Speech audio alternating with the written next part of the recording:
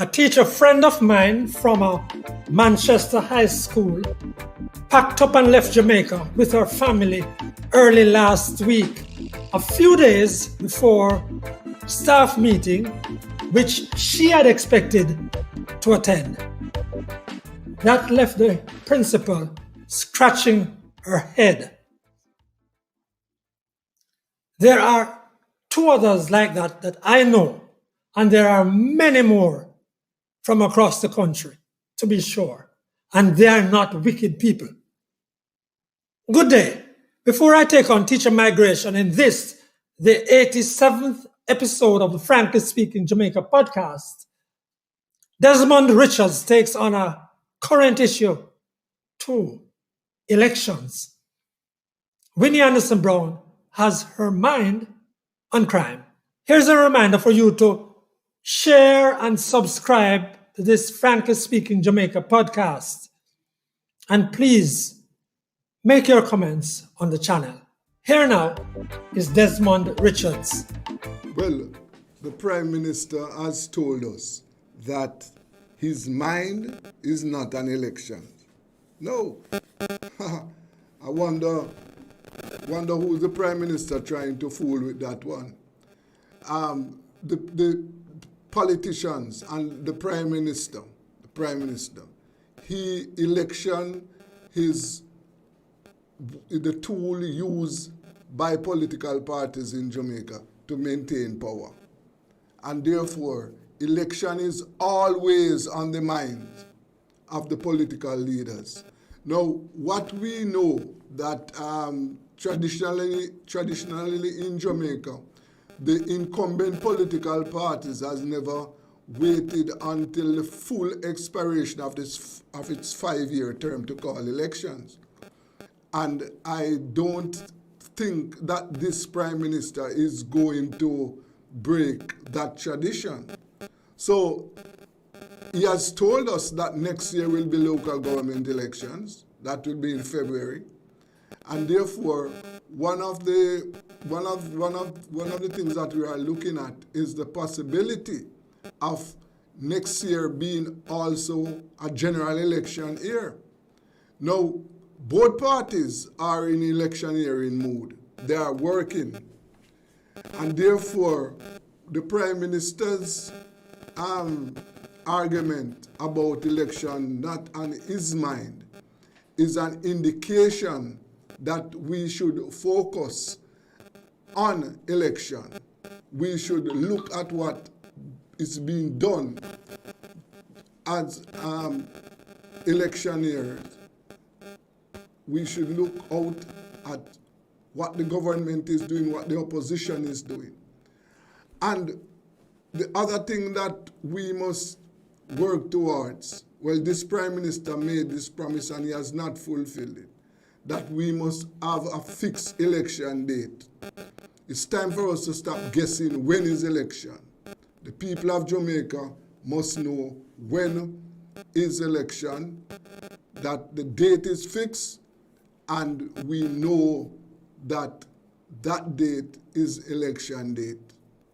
Meantime, let us keep our eyes focused on what is happening politically.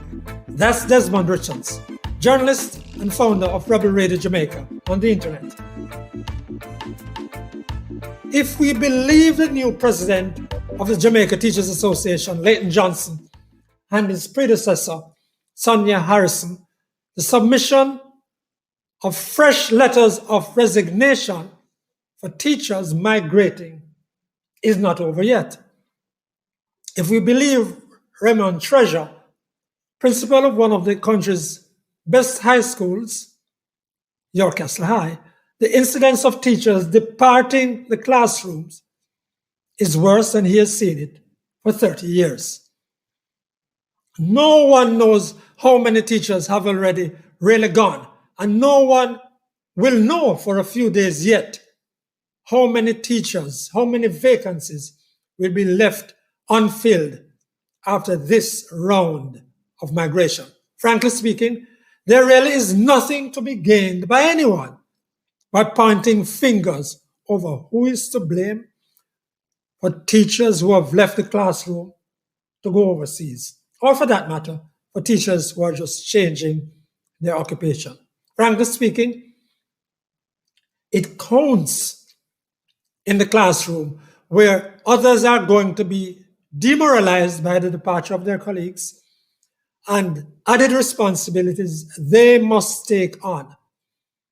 It counts where parents are going to chastise some administrations for their institutions not being good, quote unquote. Hence, they are leaking teachers. And it's going to count for classes left unsupervised or unmanned or having inadequate standings, not yet familiar with the needs and challenges of the curriculum or their students.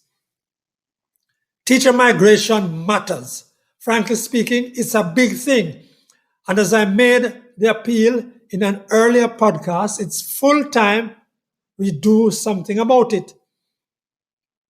First, an honest conversation needs to be had among the leadership of the JTA, the Ministry of Education, the Ministry of Finance, and teacher trainers all sitting at one table.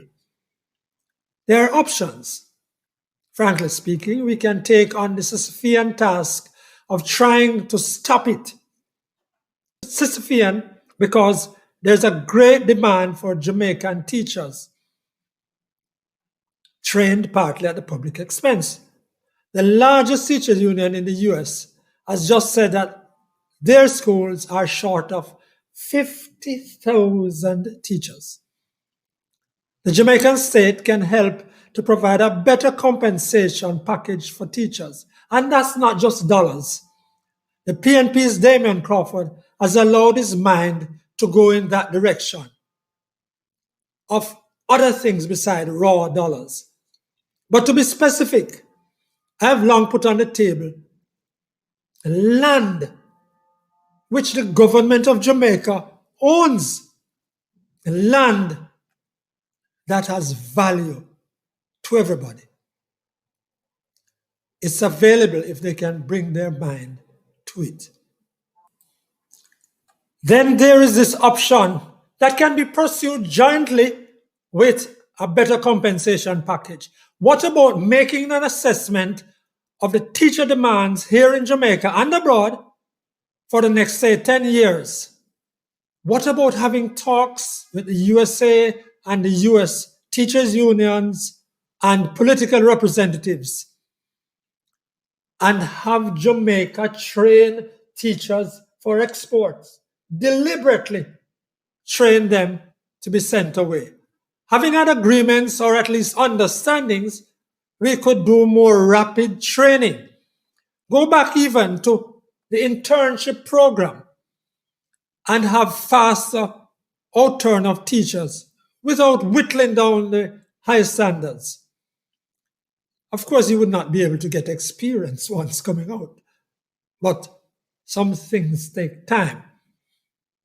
Frankly speaking, on the other side of it, none of these positions will help. I told you so. Mea culpa. Or it's better this year than last year. Or it's worse this year than last year.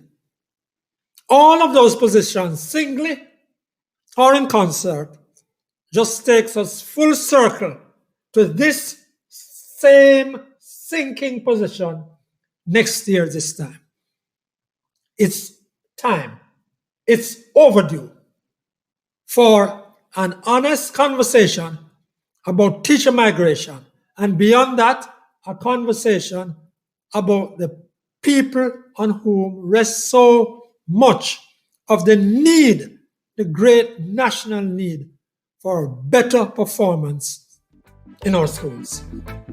And now to Winnie Anderson Brown. I hear a number of persons raising an alarm that women are involved in criminality, or women are allegedly involved in criminality. What's that about?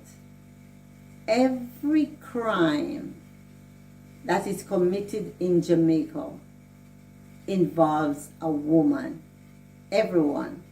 What a bold statement. Where is the evidence? It is either a doting mother that doesn't believe in correcting her son, or a girlfriend or wife or a friend that's supporting the criminal, or it is a woman involved in the criminality herself. It's time for us to stop making something seem as if, oh, crime is a masculine thing or a male thing. Crime knows no gender. It is important for us to understand that. Crime knows no gender. And unless we are willing to accept that, it is challenging to change anything. The society is not what we think it should be, what we hope it should be. We should look at it as is if we want to correct anything. Girls are involved in all kinds of challenges just as boys. Girls are at risk just like boys. It's only that they serve a different purpose on the crime scene. But it is important for us to remember that crime is a people thing and it should be treated as such. I hope I never have to speak to this again. But once I heard the outcry and the surprise that women are involved in criminality, I am just giving a gentle reminder that criminality is a people thing. And if it was not supported by women, we would not have the level of crime that we have. We need the support of women to make crime so pervasive in this country. That's Winnie Anderson Brown, educator and health facilitator. Thank you for joining us for this, the 87th episode of the Frankly Speaking Jamaica podcast. Remember to subscribe and share this podcast. It's easy. On behalf of Winnie Anderson Brown and Desmond Richards, I'm Franklin McKnight. Until then,